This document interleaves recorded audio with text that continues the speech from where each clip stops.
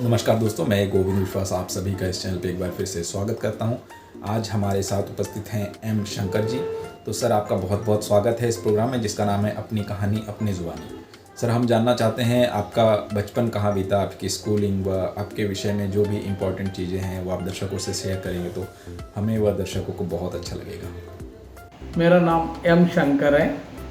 मैं हैदराबाद के रहने वाला है और मैं मास्टर ऑफ फाइन आर्ट्स किया हूँ पेंटिंग में और national gallery of modern art में 1993 से डिप्टी क्यूरेटर, 2006 से क्यूरेटर बॉम्बे में, एनजीएम में national gallery of modern art Mumbai में कार्यरत पे हूँ। सर, हम जानना चाहते हैं कि इस फील्ड के लिए आपके इंस्पिरेशन कौन रहे हैं और आपकी जो एक म्यूज़ियम व इस तरह तक की यहाँ तक की जो एक जर्नी है उसके विषय में भी आप दर्शकों को ज़रूर कुछ साझा कीजिएगा। मेरी माँ सबसे पहला मेरा बहुत अट्रैक्टिव होता, क्योंकि जब वो स्माइल करते तो मैं भी स्माइल करता था, रिस्पॉन्स करता था। फिर नेचर को देखने ऑब्ज़र्व किया, सुंदर सा चंद्रमा और सूरज, ब्यूटीफुल इंद्रधनुष और घर का जो भी अट्रैक्टिव चीज़ होता, डेकोरेटिव चीज़ होता, यहाँ तक कि अपना घर में जो खाना बनाता है, जलेबी, कभी लड्डू, कभी अच्छे सब्जी बनाता है तो उसको अरेंज करने का एक प्रोसेस होता है। मदर जो भी करेगा, रोटी गोल सा बना के अपना टेबल में अपना प्लेट में देता है तो उसको खाने से ज़्यादा ऑब्जर्व करने होता था। जैसे प्रोसेस में मैं स्कूल में चला गया तो ड्राइंग टीचर को देखते, टीचर जो भी स्पॉन्टेनियसली बनाता था उससे मैं अट्रैक्ट हो गया और ऊपर से मैं पढ़ाई में भी अच्छा था, खेल में भी तो अच्छा था, other music, performing arts, flute सब में अच्छा था। लेकिन मेरा मन में लगा मैं आर्टिस्ट, मेरा अच्छा काम कर सकता हूँ, मेरा लाइफ का कुछ मीनिंग आने के जैसे। तो मैं आर्ट कॉलेज में ज्वाइन किया, फिर उसमें भी पढ़ाई में भी बैचलर्स हो गया, मास्टर्स हो गया, फिर आर्ट करता रहे। तो हायर स्टडीज़ के लिए मैं दिल्ली भी पहुंच गया, पीएचडी कर चुका है। पीएचडी नेशनल म्यूजियम इंस्टीट्यूट में करते टाइम में नेशनल गैलरी में जॉब में ज्वाइन किया, डिप्टी क्यूरेटर आर्ट कलेक्शंस का। शंकर जी, हम जानना चाहते हैं आपकी जो ड्राइंग्स हैं उसमें किस तरह के आप सब्जेक्ट को लेके काम करते हैं, या जो नेचुरली आप डेली लाइफ में देखते हैं, चीज़ों को जो ऑब्ज़र्व करते हैं, आप उसकी प्रतिकृति आपके ड्राइंग्स के माध्यम से बाहर निकालते हैं, या किस तरह के सब्जेक्ट को आप चुन के काम करते हैं, उस विषय में भी दर्शकों को ज़रूर कुछ शेयर कीजिए। या ह्यूमन रिलेशंस है ना, और दुनिया में सबसे ज़्यादा आदमी दूसरा आदमी को, इंसान दूसरा इंसान के साथ अट्रैक्ट होने का और रोज़ मिलता जुलता रिलेशंस रहने का और ऑब्ज़र्व करने का चीज़ ह्यूमन फॉर्म से है। उसमें फेस, सबका फेस हेड होता है ना, हेड होता है, उसमें expressive eyes, expressive body, expressive ये होता है। और ह्यूमन बॉडी में जो शेप्स, जो फॉर्म्स है ना, वो नेचर का सब इनवाइब्ड है। और इसलिए मुझे लगता है एंड इट्स मोस्ट थोड़ा सा कॉम्प्लिकेटेड भी है लोगों को प्रोपोर्शनेट्स बनाने का, ह्यूमन बॉडी बनाने का, human eyes, human anatomy, human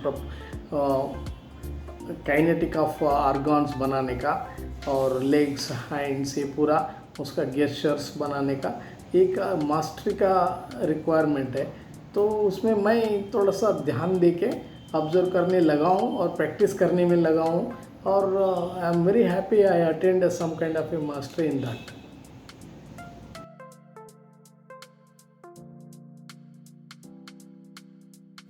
sir, हम एक और ख़ास बात आपसे जानना चाहते हैं कि जो आपने जब ये काम शुरू किया तो आप एक ड्राइंग को अपना एक औजार, हथियार बनाकर आपने सबके सामने रखा और उस ड्राइंग को जो एक एकेडमिक दौर से सीखते हुए आते हैं और आपने अभी तक उसको उसी तरीके से संजोए रखा, उसके पीछे किस तरह का एक पावर काम कर रहा है अभी भी, उस विषय में भी दर्शकों को ज़रूर कुछ शेयर कीजिएगा। आर्ट में ड्राइंग एक सबसे इम्पॉर्टेंट चीज़ है, जिसका ड्राइंग इज़ बहुत पावरफुल है, अच्छा स्ट्रॉन्ग है, अच्छा एक्सप्रेसिव है, तो कलर्स का मीडियम सेकेंडरी में आता है। तो इसलिए मैं सोचा बहुत आर्टिस्ट लोग हैं और फ्लूइड डायरेक्ट लाइन बनाने वाला बहुत कम रहता है। तो आप लाइन का ये है कि एक छोटा पेपर में भी बना सकते हैं, बड़ा सा बड़ा पेपर में भी बना सकते हैं और इसमें कोई फ़र्क नहीं पड़ता ये बड़ा ड्राइंग है, छोटा ड्राइंग है और पेन ड्राइंग है, पेपर में है, कैनवास पे है। इसमें मेरा time I am satisfied with doing the drawings and all. और एक बात है, एक पेंटिंग बनाना है तो कई दिन लगेगा, कलर्स ले लो, अप्लाई करता रहो, ड्राई होएगा, वेट करो, ये पूरा। और ड्राइंग में क्या है, ऑन द स्पॉट सेटिस्फाइड हो जाता है। आपको जो फिगर बनाना है वो बना लो, वो उसका ख़त्म हो जाता है। और कुछ समझने वाले को इतना में ही बहुत ज़्यादा एक्सप्रेसिव भी दिखता है। और पेंटिंग बनाने वाले बहुत लोग रहेगा, लेकिन ड्राइंग बनाने वाला बहुत कम लोग रहेगा। और ड्राइंग बनाने वाला आज का टाइम में बहुत कम लोग हैं, क्योंकि line is power of art बोलते हैं। लाइन बहुत कम लोगों के पास हिम्मत रहता है। और अभी आप ऑब्जर्व करेंगे तो बहुत कम आर्टिस्ट लोग हैं, उसका ड्राइंग्स बड़ा परफेक्ट रहता है, बड़ा अच्छा एक्सप्रेसिव होता है, फ्लूइड होता है। जैसे Pablo Picasso, MF. Husain, FN. Souza, ऐसे लोगों का ये I feel I am proud to have this quality. या सर, अभी आपके पास जो ड्राइंग्स हैं, मतलब आपके ऑफिस में जितने कबर्ड हैं व दूसरी चीज़ें हैं, जहां हम देखने जाते हैं तो सभी जगह ड्राइंग्स ही ड्राइंग्स दिखते हैं।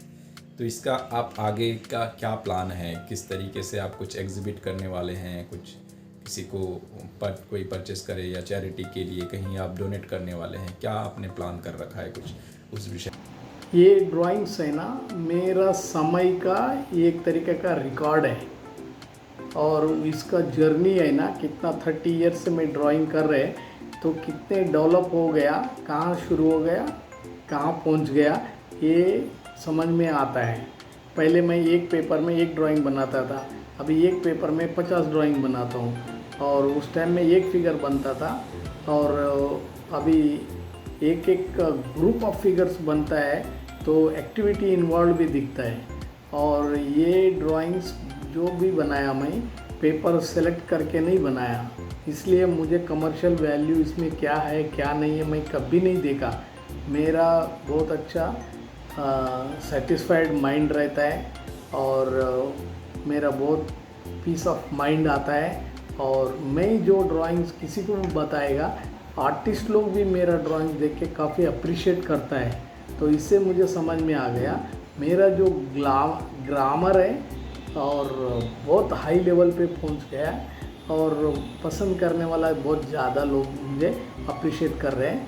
इसका कमर्शियल वैल्यू क्या रहेगा मुझे नहीं पता, but I really enjoy, I have absolute satisfaction, I have no regrets for I couldn't make a lot of paintings and money and all those things. I am happy for this kind of my journey.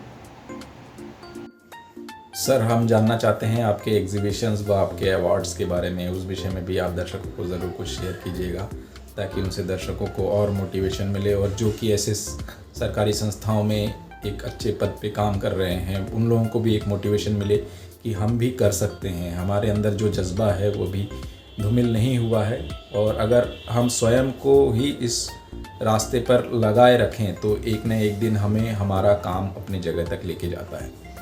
तो आप 2 शब्द उनके लिए भी ज़रूर कहें। या मैं हैदराबाद में था, कॉलेज का स्टूडेंट रहते तो काफ़ी स्कूल कॉलेज का एग्जीबिशंस में पार्टिसिपेट करता था।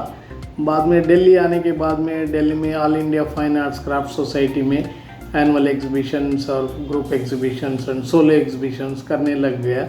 ललित कला अकादमी में ग्रुप शोज़ किया और कला मेला में पार्टिसिपेट किया। फिर मेरा सोलो शोज़ भी हुआ।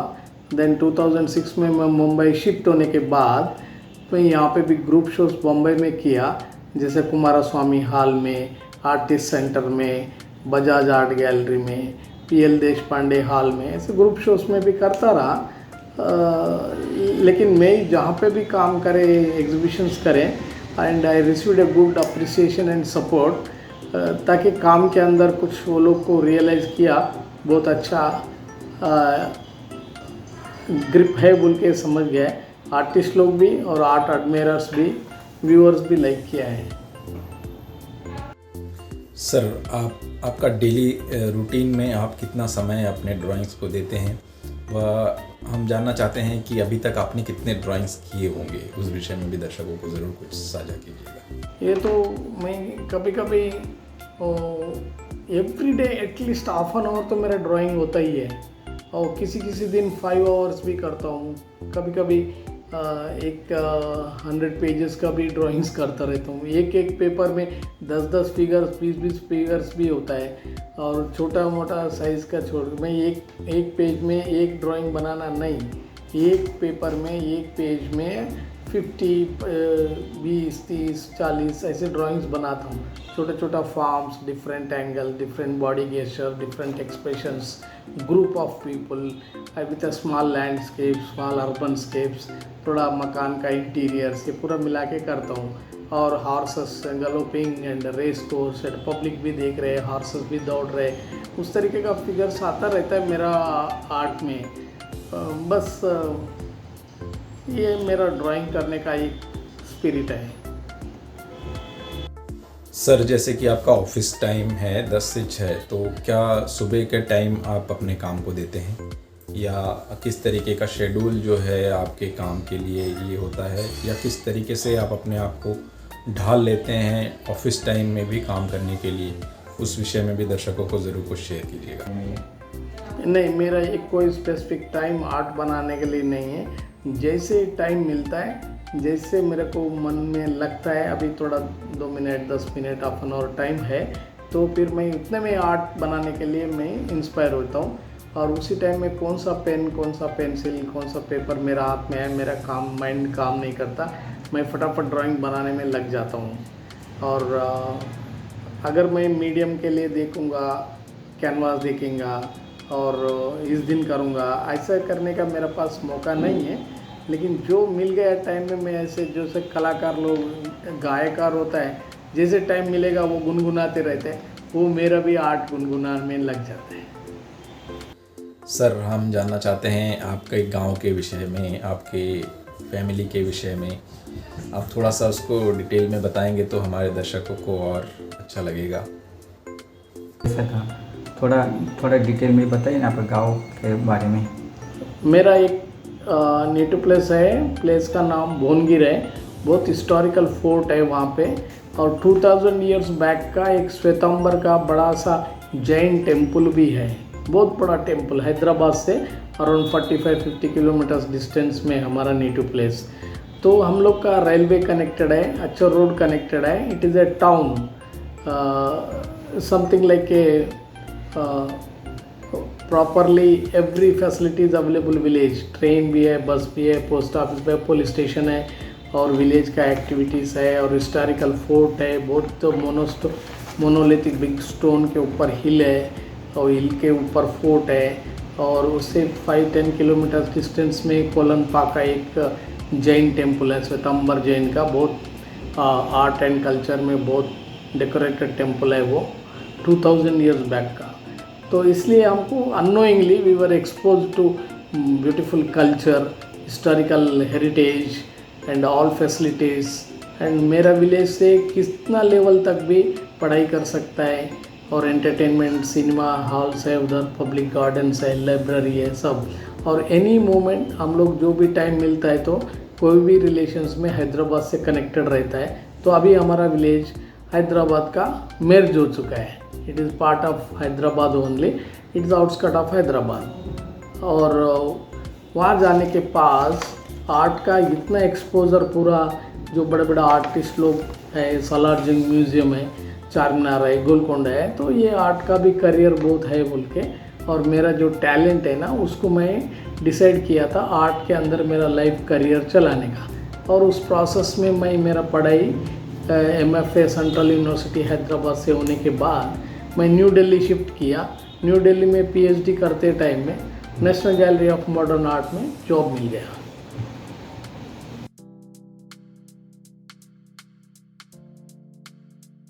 ऐसे कौन से अनुभव आपके रहे हैं जो जिसको आप बचपन में ही अट्रैक्ट हुए, व ऐसे फॉर्म, ऐसे आकार जिनके माध्यम से आप आज आपके ड्राइंग में वो चीज़ें आती हैं, वह किस तरीके से आप इस चीज़ को, है ना, आपके इंस्पिरेशन के तौर पे अपनाया, उस विषय में भी दर्शकों को ज़रूर कुछ बताइएगा। मैं बचपन से वो सुंदर सुंदर चीज़ जो भी मेरा सामने आता है तो उसको बहुत मैं अट्रैक्ट हो चुका था। पहले मेरा माँ और सूरज, चाँद और गांव के जो भी चीज़ रहते हैं, घर के जो भी डेकोरेटिव चीज़ रहता है, और इतना तो खाने में भी अच्छे अच्छे चीज़ बना के रखता है, जैसे लड्डू, जैसे पूरी, हलवा, ऐसे चीज़ भी बहुत अच्छा लगता था। खाने से ज़्यादा उसको ध्यान दे के मैं देखता था, तो मुझे ऐसे इंस्पायर हो गया। बाद में जो भी आर्ट क्लासेस चलता था स्कूल में, वो आर्ट टीचर के साथ में बहुत अटैच्ड हो गया था।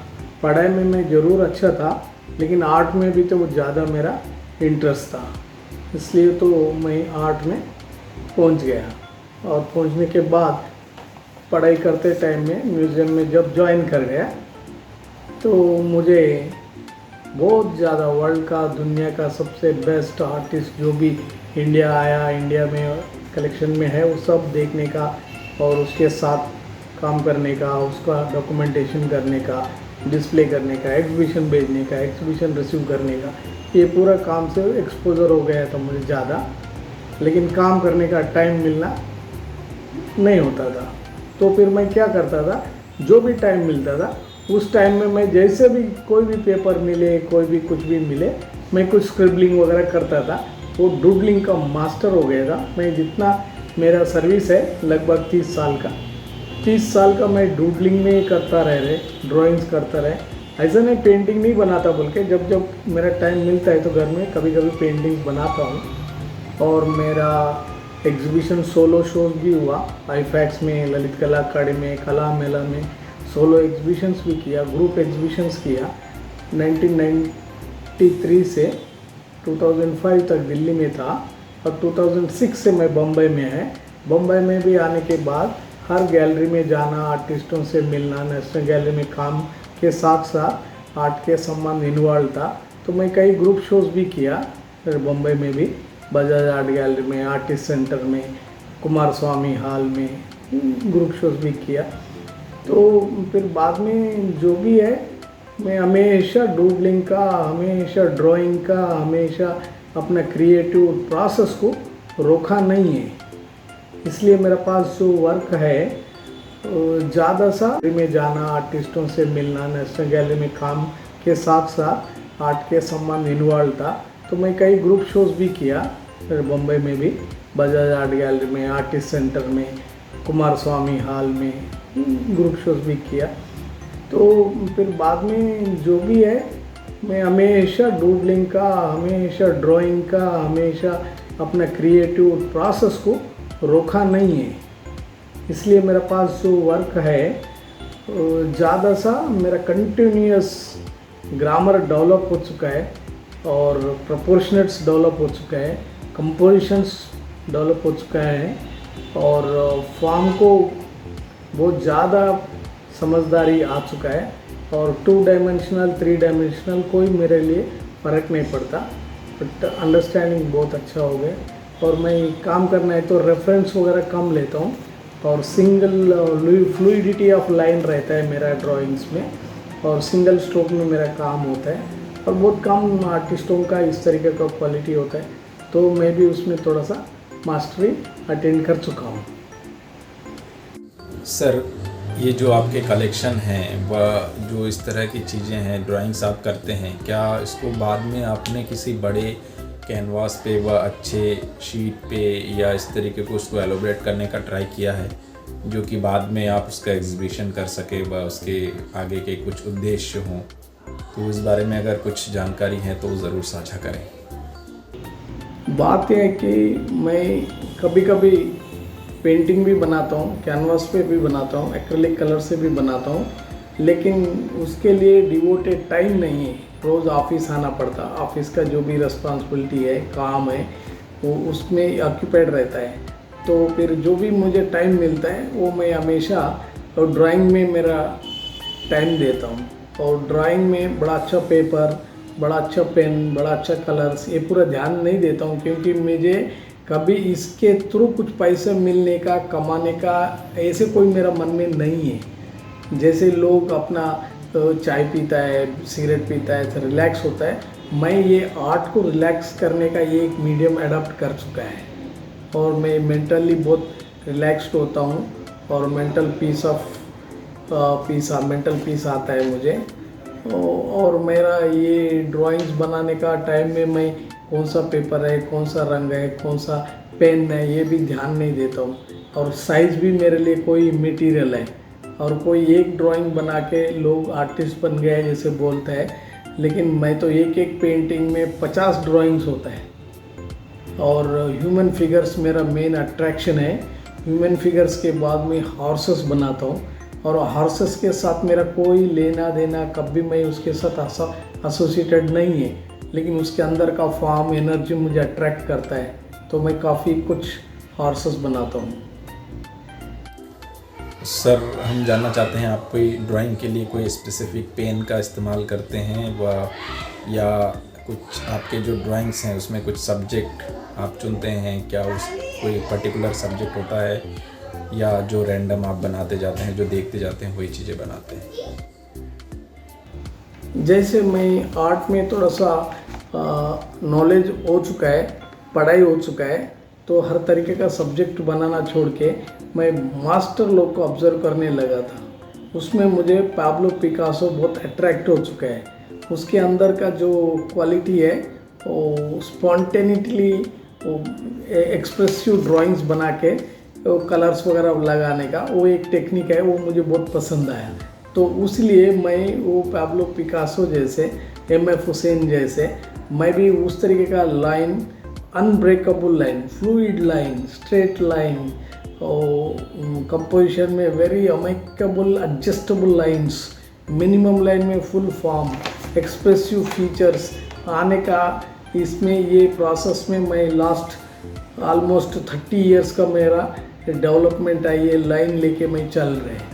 Thank you so much sir, इतने कम समय में आपने इतने सारे अनुभव हम सभी से शेयर किए, इसके लिए बहुत बहुत धन्यवाद। Thank you very much Govind विश्वास जी, मेरा इंटरव्यू करने के लिए धन्यवाद। और मैं सबको रिक्वेस्ट करता हूँ, इस चैनल को लाइक करो, सब्सक्राइब करो, शेयर करो। और दोस्तों कमेंट करना ना भूलें, क्योंकि कमेंट से हमें पता चलता है कि वीडियोस कैसे बन रहे हैं, और इस तरह के व्यक्तित्व को हम और भी जानने की इच्छा रखते हैं। तो जितने ज़्यादा आप वीडियो को शेयर करेंगे, इस वीडियो को प्यार देंगे और दूसरों तक पहुंचाएंगे, इन वीडियोस को सफलता उतनी ही मिलेगी और इस तरह के व्यक्तित्व को और लोग जानें। ये हमारी सभी से प्रार्थना है कि जितने अपने आसपास के एनवायरनमेंट पर अपने सहपाठी, सहमित्रों को आप शेयर करेंगे और अच्छा रहेगा, और आने वाले समय में हम और भी लोगों से आपकी इस तरह से परिचय करवाते रहेंगे। तो तब तक के लिए हमें आज्ञा दें, और अपने मित्रों को व अपने सहभागियों दोस्तों को साथ NGA में ज़रूर विज़िट करें। शंकर जी से वहाँ जाके मुलाकात कर सकते हैं आप, उनके ड्राइंग्स लाइव देख सकते हैं जो बॉम्बे के मित्र हैं। तो अब हम इस प्रोग्राम को यहीं समाप्त करते हैं। बहुत बहुत धन्यवाद। नमस्कार। जय हिंद।